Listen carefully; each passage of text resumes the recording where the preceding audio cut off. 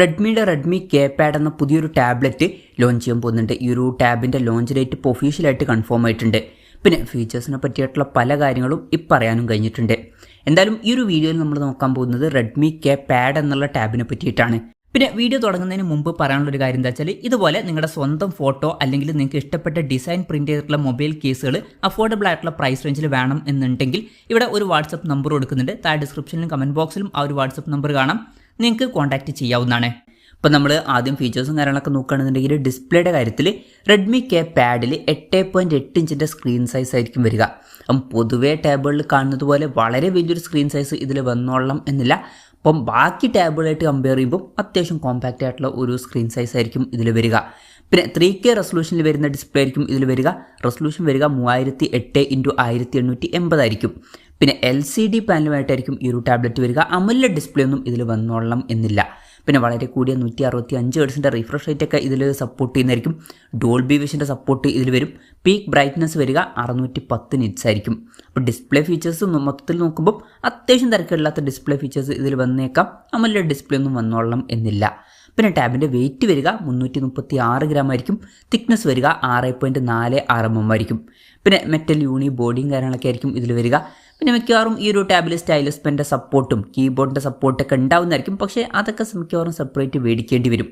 ഇനി പ്രോസസ്സറിൻ്റെ കാര്യത്തിലോട്ട് വരികയാണെന്നുണ്ടെങ്കിൽ MediaTek Dimensity 9400+ എന്ന പ്രോസസ്സറുമായിട്ടായിരിക്കും ഈ ഒരു ടാബ്ലറ്റ് വരിക. ഇപ്പം ഈ ഒരു പ്രോസസ്സർ എന്ന് പറയുന്നത് MediaTekൻ്റെ ഫ്ലാഗ്ഷിപ്പ് ലെവലിൽ വരുന്ന പ്രോസസ്സറാണ്. ബെസ്റ്റായിട്ടുള്ള മികച്ചൊരു പെർഫോമൻസ് തന്നെ ഈ ഒരു ടാബിൽ ലഭിക്കുന്നതായിരിക്കും. ഈ ഒരു ടാബ് എന്ന് പറയുന്നത് മിക്കവാറും ഗെയിമിംഗ് ഫോക്കസ്ഡ് ആയിട്ടുള്ള ഒരു ടാബ്ലറ്റ് ആയിരിക്കും. പിന്നെ ഈ ഒരു ടാബിൽ LPDDR5Xൻ്റെ റാമും UFS 4.1 സ്റ്റോറേജ് ടൈപ്പും കാര്യങ്ങളൊക്കെ വരുന്നതായിരിക്കും. പിന്നെ ടാബ് പെട്ടെന്ന് നീറ്റാതിരിക്കാൻ വേണ്ടിയിട്ട് VC കൂളിംഗ് സിസ്റ്റം ഇതിൽ വരുന്നതായിരിക്കും. ഇതിൻ്റെ ഏരിയ വരിക 12050 mm² ആയിരിക്കും. പിന്നെ ഡ്യുവൽ സ്റ്റീരിയോ സ്പീക്കേഴ്സ് ആയിരിക്കും ഇതിൽ വരിക എന്നാണ് ഇപ്പോഴുള്ള റിപ്പോർട്ടുകൾ പറയുന്നത്. പക്ഷേ ഫ്ലാഗ്ഷിപ്പ് ലെവലിൽ വരുന്ന പ്രോസസ്സറുമായിട്ട് വരുന്ന ഒരു ടാബിൽ നമ്മൾ മിനിമം 4 സ്പീക്കേഴ്സ് എക്സ്പെക്റ്റ് ചെയ്യുന്നുണ്ട്. അപ്പം 4 സ്പീക്കേഴ്സെങ്കിലും മിനിമം നമുക്ക് ലഭിച്ചേക്കാം, ചിലപ്പം 8 സ്പീക്കേഴ്സും ലഭിച്ചേക്കാം. പക്ഷേ പുറത്തു വന്നിട്ടുള്ള റിപ്പോർട്ടുകളിൽ ഡ്യുവൽ സ്പീക്കേഴ്സ് എന്നാണ് പറയുന്നത്. പിന്നെ ഡോൾബി അറ്റ്മോസിൻ്റെ സൗണ്ട് ഇതിൽ സപ്പോർട്ട് ചെയ്യുന്നതായിരിക്കും. Android 15 ബേസ് ആയിട്ടുള്ള ഹൈപ്രോസ് സോഫ്റ്റ്വെയർ ആയിരിക്കും ഈ ഒരു ടാബിൽ വരിക. ക്യാമറയുടെ കാര്യം പറയുകയാണെന്നുണ്ടെങ്കിൽ ടാബിൻ്റെ പിന്നിൽ 13 MP ഒരു ക്യാമറ സെൻസർ ആയിരിക്കും വരിക. പിന്നെ ഫ്രണ്ടിൽ 8 MP സെൽഫി ക്യാമറയും വരുന്നതായിരിക്കും. ഓൺ പേപ്പർ ക്യാമറ സ്പെസിഫിക്കേഷൻ എന്ന് പറയുന്നത് അത്ര മികച്ചതല്ല. പക്ഷേ ഇതൊരു ടാബാണ്. ടാബുകളുടെ കാര്യത്തിൽ ഈ ഒരു ക്യാമറ സ്പെസിഫിക്കേഷൻ ഓക്കെയാണ്. ടാബ് ഒരു ക്യാമറ ഫോക്കസ്ഡ് ആയിട്ടുള്ള ഡിവൈസ് അല്ലാത്തതുകൊണ്ട് തന്നെ ഇത് ഓക്കെ ആയിട്ടുള്ള ക്യാമറ സ്പെസിഫിക്കേഷൻ ആണ് എന്ന് പറയാവുന്നതാണ്. ബാറ്ററിയുടെ കാര്യത്തിൽ 7500 mAh ബാറ്ററി ആയിരിക്കും ഈ ഒരു ടാബിൽ വരിക.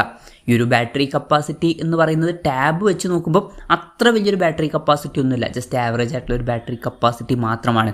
പിന്നെ 55 വാട്ടിൻ്റെ ഫാസ്റ്റ് ചാർജ് സപ്പോർട്ട് ഇതിൽ വരുന്നതായിരിക്കും. ടാബിൻ്റെ ബോക്സിൽ 67 വാട്ടിൻ്റെ ചാർജറും വരുന്നതായിരിക്കും. പിന്നെ Type-C ചാർജിംഗ് പോർട്ടുമായിട്ടായിരിക്കും ഈ ഒരു ടാബ്ലറ്റ് വരിക. ഇതിൽ USB 3.2 Gen 1 സപ്പോർട്ടും കാര്യങ്ങളൊക്കെ വരുന്നതായിരിക്കും. അപ്പം ഇതൊക്കെയാണ് മൊത്തത്തിൽ ഫീച്ചേഴ്സിനെ പറ്റി പറയാനുള്ള കാര്യങ്ങൾ. ഇനി ലോഞ്ച് ഡേറ്റിൻ്റെ കാര്യം പറയുകയാണെന്നുണ്ടെങ്കിൽ June 26 ഈ ടാബ്ലറ്റ് ലോഞ്ച് ചെയ്യാൻ പോകുന്നത്. പക്ഷേ ആ ഒരു ദിവസം ഇന്ത്യൻ മാർക്കറ്റിൽ ഈ ഒരു ടാബ് ലോഞ്ച് ചെയ്യില്ല. ആ ഒരു ദിവസം ചൈനീസ് മാർക്കറ്റിലായിരിക്കും ഈ ഒരു ടാബ് ലോഞ്ച് ചെയ്യുക. പിന്നെ ഇന്ത്യയിൽ ഈ ടാബ് ലോഞ്ച് ചെയ്യുമെന്ന് വെച്ചാൽ ചിലപ്പോൾ ലോഞ്ച് ചെയ്തേക്കാം. പക്ഷേ അതിനെ പറ്റിയിട്ടുള്ള ന്യൂസുകളൊന്നും ഇപ്പം പുറത്ത് വന്നിട്ടില്ല. ഇനി വിലയുടെ കാര്യം പറയുകയാണെന്നുണ്ടെങ്കിൽ അതിനെ പറ്റിയിട്ടുള്ള കാര്യങ്ങളൊന്നും പറയാൻ കഴിഞ്ഞിട്ടില്ല. എന്നാലും നമ്മുടെ എക്സ്പെക്റ്റേഷൻ പറയുകയാണെന്നുണ്ടെങ്കിൽ ഇതുപോലുള്ള ഒരു ടാബ് ഇന്ത്യൻ മാർക്കറ്റിൽ ലോഞ്ച് ചെയ്യുകയാണെന്നുണ്ടെങ്കിൽ നമുക്ക് ഒരു 50,000-60,000 രൂപ പ്രൈസ് റേഞ്ചിലൊക്കെ ആയിട്ട് എക്സ്പെക്ട് ചെയ്യാവുന്നതാണ്. കൺഫർമേഷൻസ് ഒന്നുമില്ല, ജസ്റ്റ് നമ്മുടെ എക്സ്പെക്റ്റേഷൻ പറഞ്ഞു എന്നേ ഉള്ളൂ. ചൈനീസ് മാർക്കറ്റിൽ കുറച്ചും കൂടി നല്ലൊരു പ്രൈസിങ്ങിൽ ഈ ഒരു ടാബ് ലോഞ്ച് ചെയ്യുന്നതായിരിക്കും. എന്തായാലും റെഡ്മി കെ പാഡ് എന്ന പുതിയൊരു ടാബ്ലറ്റ് ലോഞ്ച് ചെയ്യാൻ പോകുന്നുണ്ട്. ഈ ഒരു ടാബിനെ പറ്റിയിട്ടുള്ള നിങ്ങളുടെ അഭിപ്രായം ജസ്റ്റ് ഒന്ന് കമൻറ്റ് ചെയ്യുക. അതുപോലെ തന്നെ ഈ ഒരു ടാബ്ലറ്റ് ഇന്ത്യൻ മാർക്കറ്റിൽ ലോഞ്ച് ചെയ്യുകയാണെന്നുണ്ടെങ്കിൽ നിങ്ങൾ ഏത് പ്രൈസിങ്ങിലാണ് എക്സ്പെക്ട് ചെയ്യുന്നത് എന്നുള്ള കാര്യം കൂടി ജസ്റ്റ് ഒന്ന് കമൻറ്റ് ചെയ്യുക.